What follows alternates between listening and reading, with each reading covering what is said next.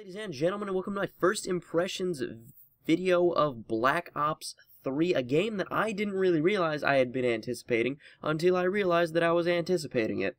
So, why was I anticipating it? Because this is Black Ops 3, people. Black Ops is my favorite Call of Duty arc, and I know I do love Modern Warfare. Modern Warfare was a great story arc, but Black Ops is just, it has a special place in my heart. So it's my favorite story arc, and most likely this will be the last Black Ops game. This ends the Black Ops trilogy, and just, I love the Black Ops, everything Black Ops. So, here we go. This is going to be my first impressions video, and other things about Black Ops 3. So, I got my beta code, and I redeemed it. I am a day late to the party. I'm currently recording this video on Thursday. The beta came out on Wednesday. This video is going to go up on Friday, so that's 3 different days. So this video comes up 2 days after the beta. Wow, that's very weird. So like everyone else in the game right now has a ton more experience than I do, so I'm still trying to learn the maps. Everyone else is just dominating on the maps, and this gameplay isn't my first gameplay, and it's not a great gameplay, but it was a gameplay that I was very satisfied with, because I really did kind of play a key difference in my team winning and losing. And that's just always what I try to do in Call of Duty, is influence the game enough to where I feel like I had a big impact in whether or not my team lost or not, and most of the time trying to help my team win. Well, all the time trying to help my team win.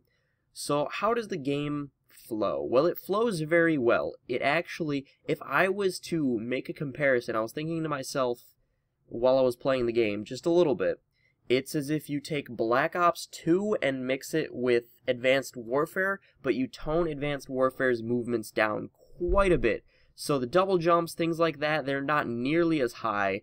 There's the power slide, which I do really think is a much needed feature, the power slide. And the movement system, the free run system, is very, very good. It's clunky enough to where it's not super overpowered like it was in Advanced Warfare, but it functions. It functions very well as well, and it keeps the gameplay quick, but not too super fast like you had in Advanced Warfare. If I was actually to make a comparison to the game, this also popped in my head while playing it, it kind of feels like Brink. If I'm going to be completely honest, it does feel a little bit like Brink, just in a Call of Duty environment. The motion system makes it feel like Brink.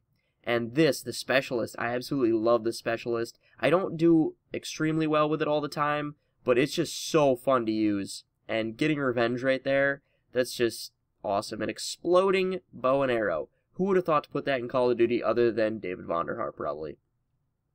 But I digress. The game plays very, very quickly. All the maps are small, but they're scaled very, very well, so that they feel kind of small, but at the same time they feel large enough. They feel medium-sized, so they're a decent size, but you're never too far out of the action, is a good way to say it. Because of the free run system that they put into the game, you are never far from the action. You can always get to it. I do like to play Domination a lot more than Team Deathmatch. I tried playing Team Deathmatch in this game, and just the movement is so fast that a lot of the time you find yourself saying, where is everybody? And everyone just keeps kind of going back and forth on the map looking for each other, and there's not a ton of killing going on, not a ton of finding people. So there are some issues with the game, but obviously those will most likely be resolved before the actual game launches.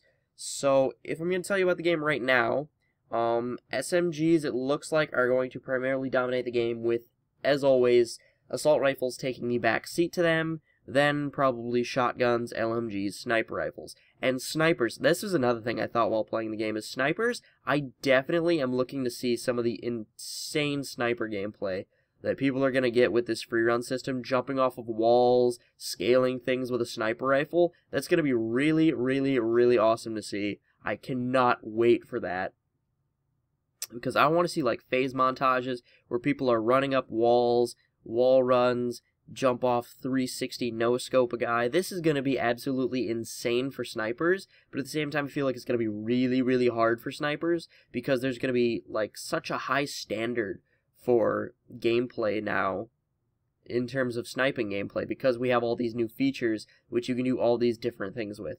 The kill streak system, I must say, the kill streak system does feel a little weak, but that's probably because I'm new to the game and I don't earn a lot of kill streaks. When I did have great games, and I had a couple really, really great games, and getting kill streaks, it feels very, very natural kind of Black Ops 2-y, where if you do well for your team, you will earn score streaks, and they will help you very much. I do like the Hellfire missile in the game, because it is very, very helpful for objectives, which I play very, very often.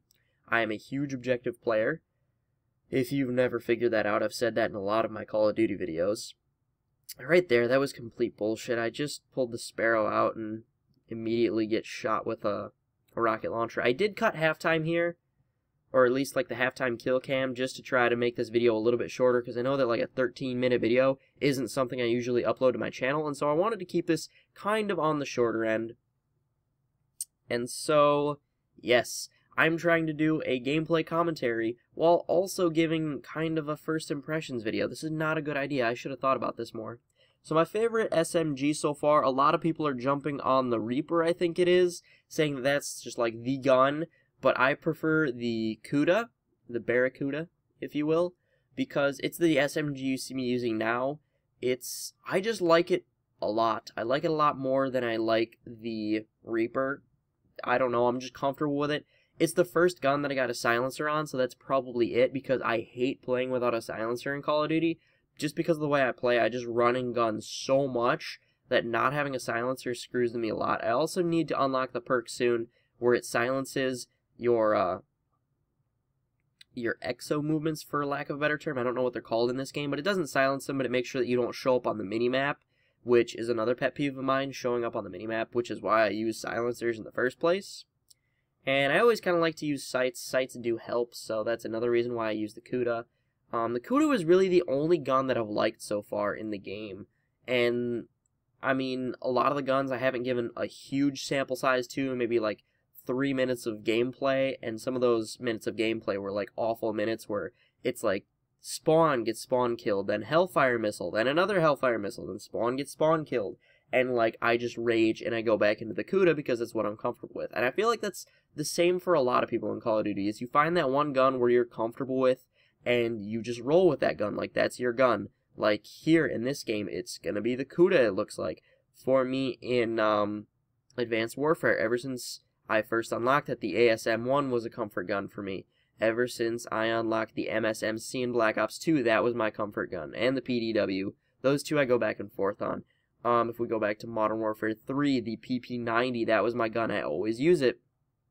If we go back even further, we go back to Black Ops 1, the FAMAS. I always use the FAMAS. That was my comfort gun. We go back to Modern Warfare 2. It changed a lot in Modern Warfare 2, but, jeez, I'd have to say the Vector was one of my comfort guns, and for a long time, the M16 was my comfort gun, because back in Modern Warfare 2, I did have some times where I was kind of a camper, but I wasn't like the asshole kind of camper. Like, I was the literally tactically defend my position camper. Not like tactically defending my position like a camper would say, as an excuse for their camping, but like literally tactically defending my position, like locking down an area in a free-for-all. Like, that was my playstyle back in the day.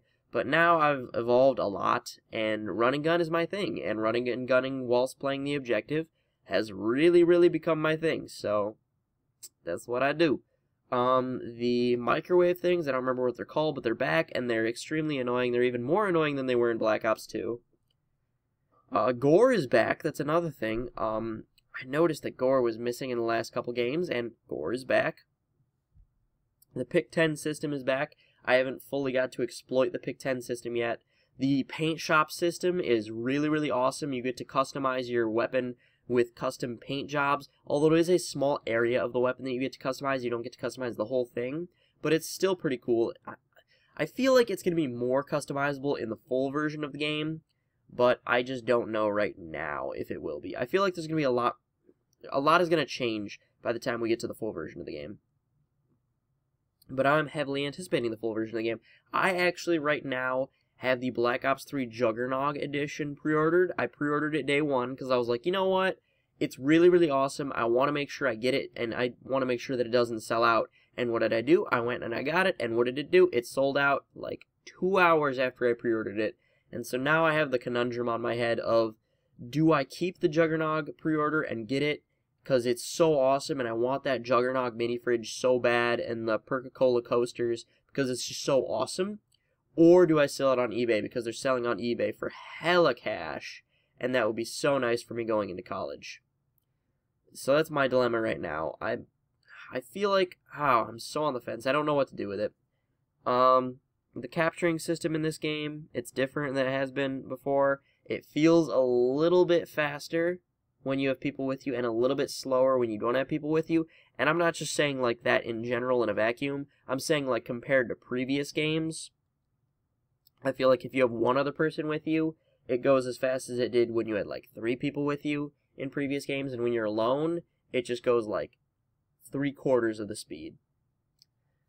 Also, the specialist perks, I didn't know how they worked at first, but now I do. It's like a timer thing. I'm sure other people know that. I didn't watch any of the tutorial videos on the game, just to let you guys know. So if I sound like an idiot when I'm talking about things, I haven't watched any tutorial videos. I haven't really watched any other commentators' videos, other than like 3 or 4 videos where like, yes, the Reaper is the greatest gun in the game. And I get in here and I use the Reaper and I'm like, I don't like playing with the Reaper. And that's another thing in Call of Duty, guys. If people tell you that a certain gun is like the greatest gun, you have to use this gun, you're going to do so well with this gun, and it doesn't work for you those first few games, it might not be your gun. Everyone has a different gun, and every single gun fits a different playstyle. Like, back in Modern Warfare 2, this is going to be the example I used. When I used to do my camping and stuff, I would use the M16 because it was a great long-range lockdown an area gun. It 3 burst kill range. It didn't have a high rate of fire though, so it was good for that. And then when I would run a gun, I would use the Vector because the Vector had a high rate of fire. It did a decent amount of damage, and that's just what it did. It fit my playstyle. If I would try to flip the guns with a playstyle, it wouldn't work because every gun has to accommodate a different playstyle. Ooh, the Enfield was another one that I used in Black Ops. That was a strange time.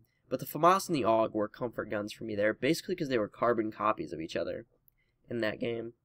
Oh, I'm all over the place right now. But here you see the epic comeback win, 200 to 191. I, without a doubt, was the deciding factor in this game. As I hope the scoreboard comes up so I can tell you my final score. I know my KD was like just over a 1. But I had like 4 or 5 captures, and they were key captures, and I'm pretty sure I had quite a bit of defense also. And so I want to thank you guys for watching. If you did enjoy, as always, I encourage you to leave a like, rating, comment down below, letting me know if you guys want to see more Black Ops 3 gameplay. And so I want to thank you guys for watching, and I will see you guys later.